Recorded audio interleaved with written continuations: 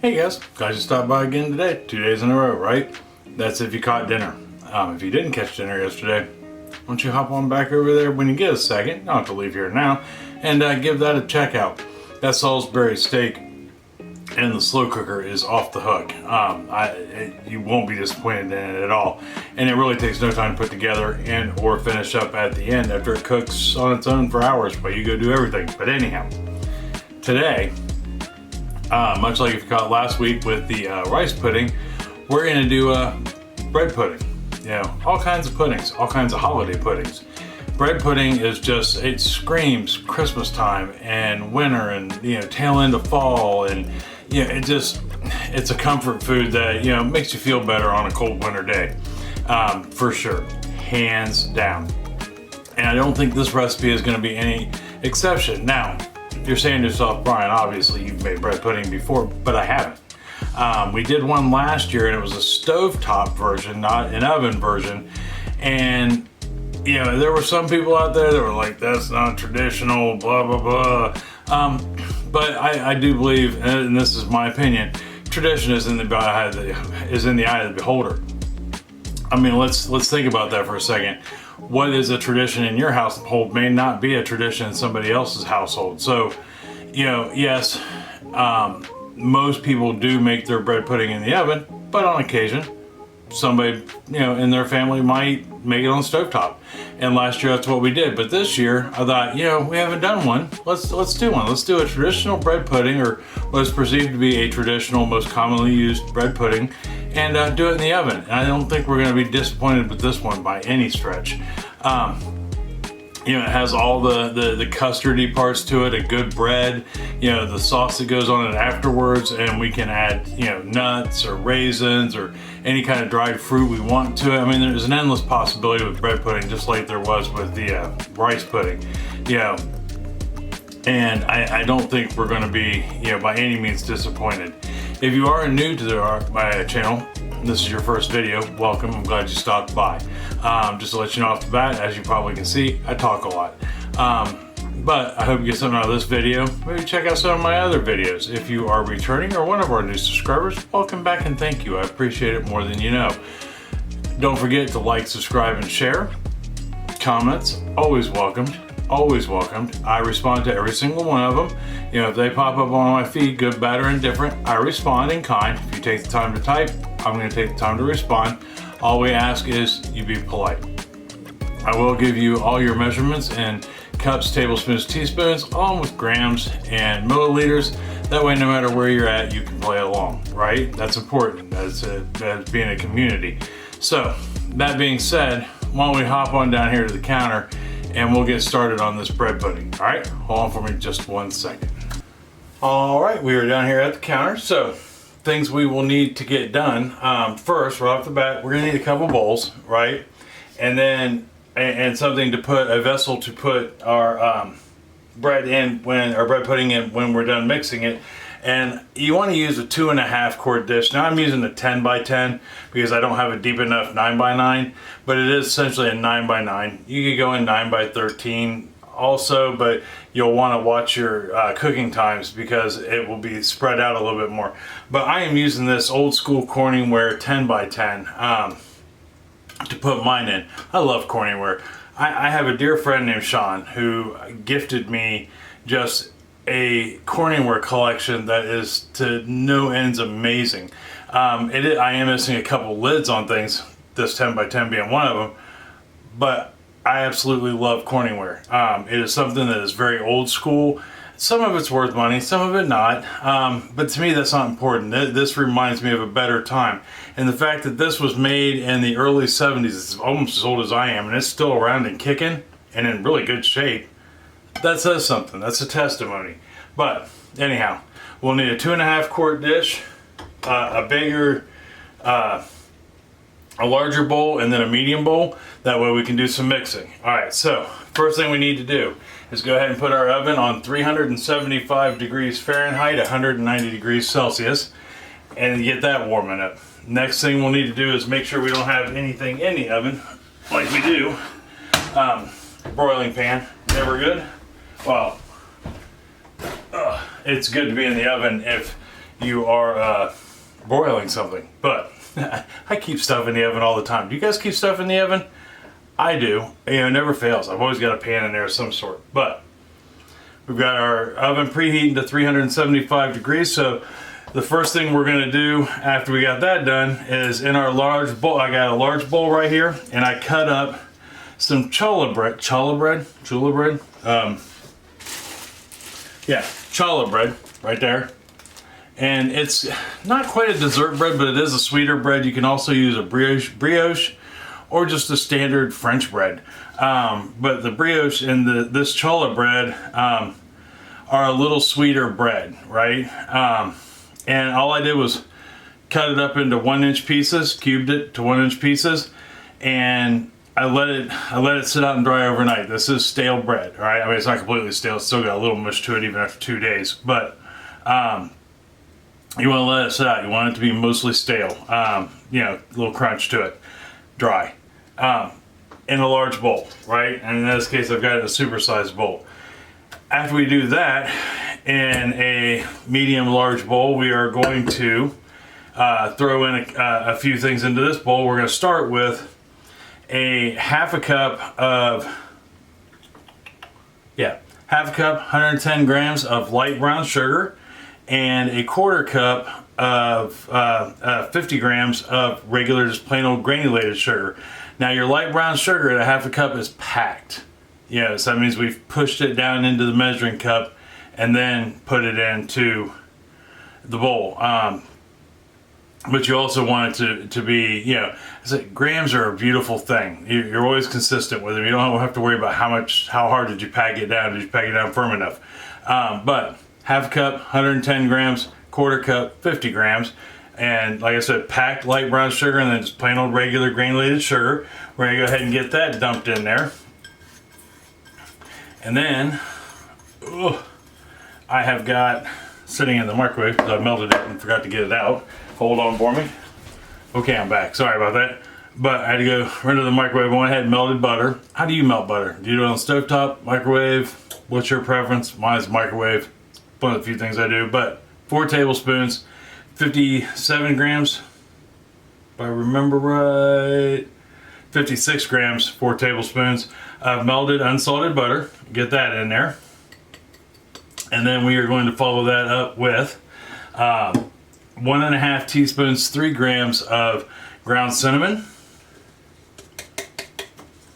and 3/4 teaspoon, 3 grams of kosher salt.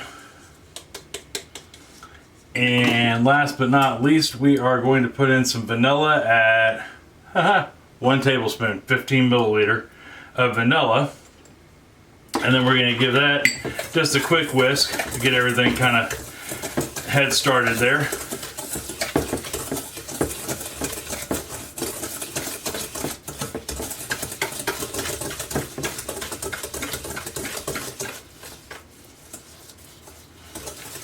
All right, we got that whisked together. So the next thing we need to put in here, I have got 5 large eggs, which is 250 grams, and that's yolk and white. We're gonna get that in there. Give that break those yolks up real quick. Don't have to necessarily beat it all together, but we wanna, and those are at room temperature, so that way the yolks break real easy. And then we're gonna follow that up with 1.5 cup 360 milliliter of whole milk. You know, now you could probably use 2% and be okay, but you kind of want that fat content because we're essentially making a custard type filling that's going to soak up into this bread, and so you want all the unhealthy stuff. Let's be honest, bread pudding wasn't made to be healthy. So we got that in there. We'll give that a good little whisk. And then we're going to follow that up with 1 cup, 240 milliliters of heavy whipping cream. Get that in there, like such. And then we're going to give this, use our whisk. And we're going to whisk this all together real good so everything's combined really well. All right, so we got everything whisked together really good. Nice combined, nothing left behind. So the next thing we want to do is we're just going to go ahead and pour this on our bread, right? Our cubed bread. Get all of that out of there. Don't want to leave any behind. And I'm here to tell you, like I said, I've never actually made bread pudding before, so I don't know the end result. That almost looks like this should be more than a 2.5 quart container. But I'm going by what the recipe says. So now we're just going to take this and we're going to get it mixed, coat all of the bread, that way we know it's starting to soak into, the custard is starting to soak into that bread real good. All right, oven just got done warming up and we've let it cycle once. I got it all mixed up and I just let it sit there for a minute while I was waiting on the oven to finish doing its thing. So that way, it can soak up that, batter a little bit, that bread can, and it did a wonderful job of doing so. So now we'll go ahead and get this in our baking vessel here, our 10 by 10. I think that's amazing. That's a 10 by 10. I can't stop talking about it. Because you just don't find dishes anymore that are, 10 by 10. I have an 8 by 8, a 9 by 9, and a 10 by 10 in Corningware. And then I've got just an amazing amount of all the small deep casserole style dishes that you would put your green beans in or your vegetables in, or baked beans or whatever, the kind that your mom used to always throw on the table with cauliflower. And then I've even got a complete set of glass pots, and with lids that are Corningware that are amazing. But anyhow, so we got this in there, right? And here is our finished and ready to go in the oven product. Now, we could at this point throw some pecans, some walnuts, cranberries, raisins, a fruit of choice in this. That's completely up to you. And I think when I go to make this maybe for Christmas, I will. But today we're going to just stick with good old fashioned, let's try it as it is, bread pudding, but we are going to make a sauce that goes on top of this. Now, let me get this in the oven real quick and we'll talk about how long and what to look for. Hold on for me just 1 second. Okay, we got her in the oven, center of the center rack, and we're going to let this bake for about 50 to 55 minutes. Things we should be looking for about that time frame. And I'm going to start checking it at 45, only because I've never made it before. And I'll keep an eye on it that last 5-10 minutes. But we're going to look for it should have a nice brown color on the top, right? And then the center where the custard is, what it hasn't soaked up into the bread, should be just slightly jiggly. Not firmly set complete, but just a little jiggly. So when I come back, we'll take a look at that and see if we were successful with it. All right, I'll see you here in just 1 second. All right, so just pulled her out of the oven. And I think we got maybe a little dark on there, but here, let me bring you in so you can kind of see what I'm talking about here. Oh.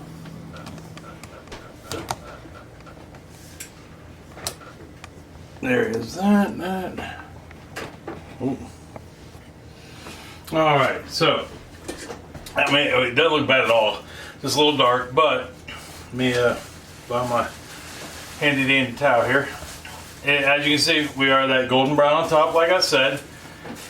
And then if I grab it and wiggle, see how it jiggles in the center?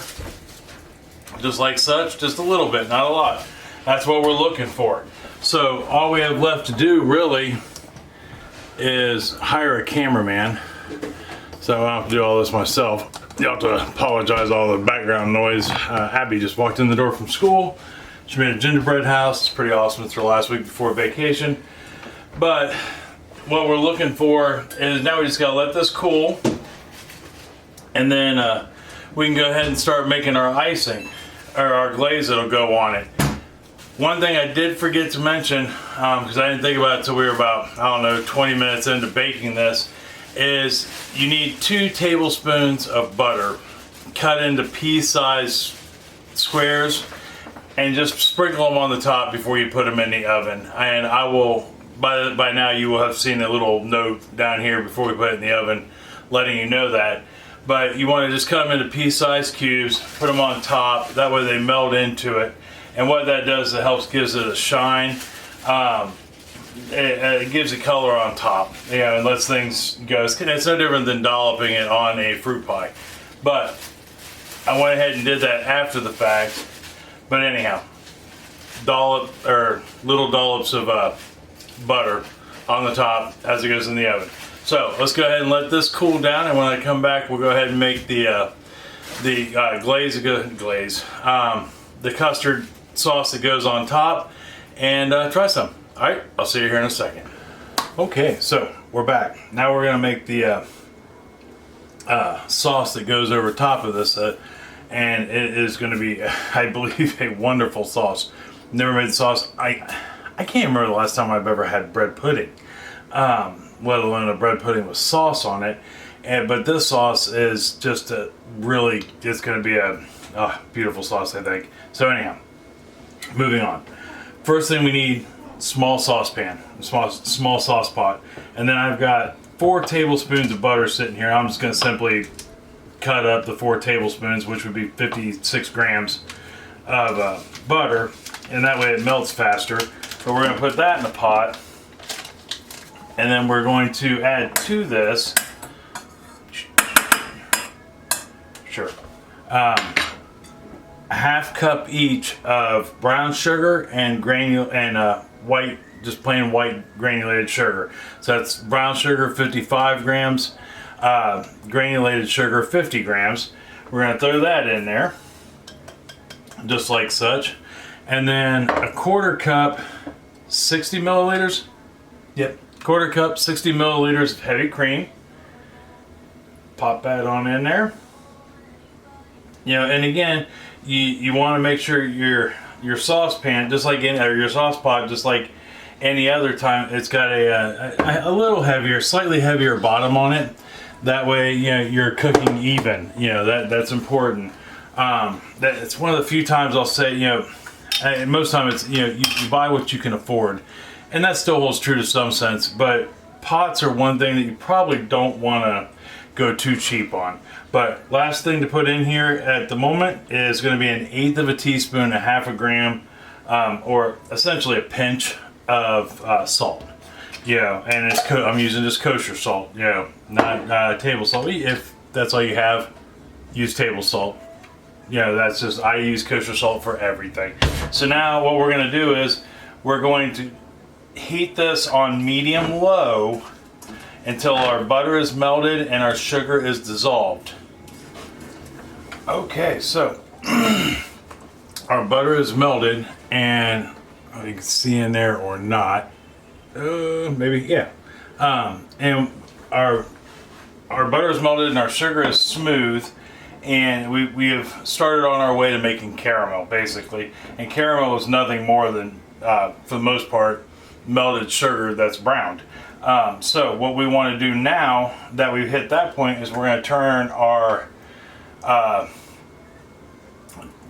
our heat up to a medium, and we're going to get this to a rolling boil. And as soon as it hits rolling boil, you know, it's going really good, we're going to shut it off, take it off heat completely. All right, we have hit that rolling boil, so we're going to go ahead and take it off the heat, turn it off. You want to be careful. This stuff, if it gets on you, is so hot, and it'll stick to you like glue. I mean, it's going to hurt. Yeah, it's not like getting splashed with a little bit of water. This stuff sticks. It's like getting splashed with napalm. But now we've got it off the heat. 1/2 teaspoon, 2 grams of vanilla. Just like such. We'll get that stirred in. And now we're simply going to let this sit for about 10 minutes and cool down just a hair. We want it to be warm, but not hot.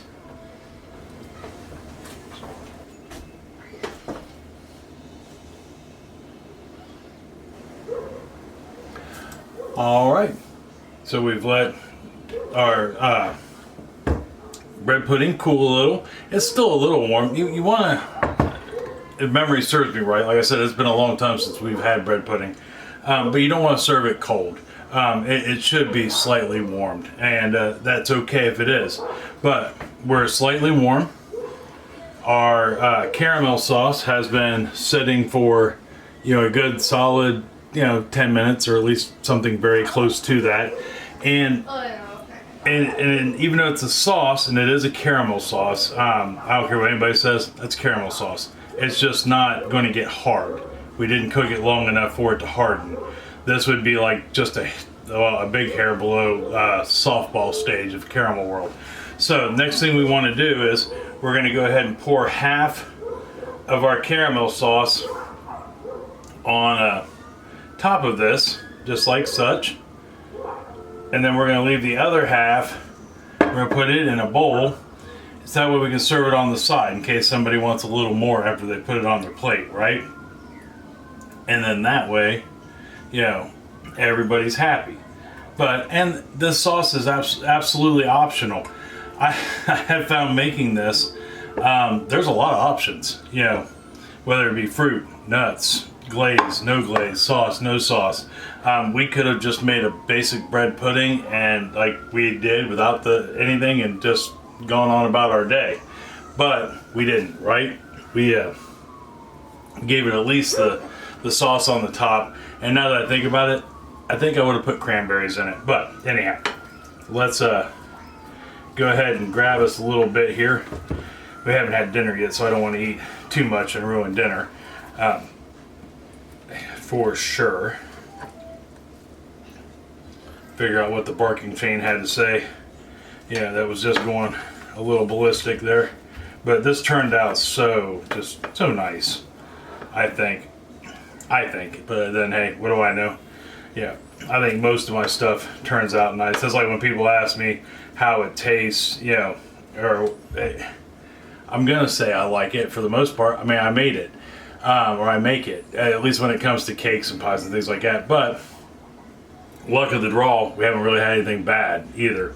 I always like it when people ask me to make them something, I make them something, and to watch the smile on their face for that first bite, it makes me, that is like the greatest feeling in the world. That's almost as good. It's actually a little better than the actual act of making things. But I love to make desserts. I love to cook for people. But oddly enough, I don't eat a lot of desserts. This will probably be all I have until next week. The rest of this will go to work or the family will eat it. But anyhow, there we are. There is what we are looking at as far as our bread pudding goes. I know it's not like that, you know, studio shot, but I'm not a studio guy. We're in my kitchen. So anyhow, let's give this a try and see how it fares. I'm kind of excited to try this. Oh, the barking chain's back. All right, let's give her a shot.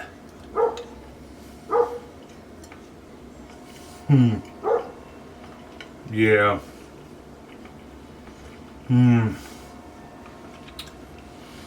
I'm here to tell you, that is just as right as rain.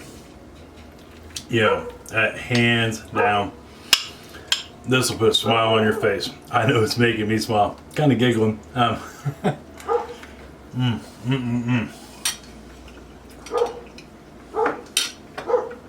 know you've only got a week left until Christmas, but if you haven't did your menu yet for your holiday dinner, that'd be a nice one to add.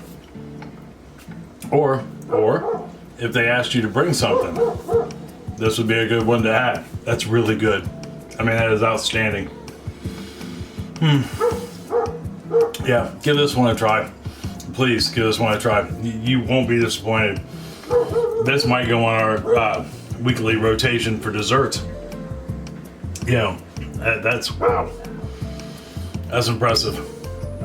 Sweet but not too sweet. It's just a nice blend. You know, it's good enough it makes your soul smile. But anyhow, yeah, if you do give this a try, let me know. Or if you do one that's similar to this, let us know. It'd be nice to hear. It'd be good to talk about, you know, for sure. Next week, I don't know what we're going to do for dinner. Dessert will be a date night log, which is, I am so excited to do. I can't wait, and I just hope I do it justice. I know what it tastes like, but I have no idea from my great aunt. But I have no idea what she put in it because she didn't leave the recipe, at least not to me at any rate.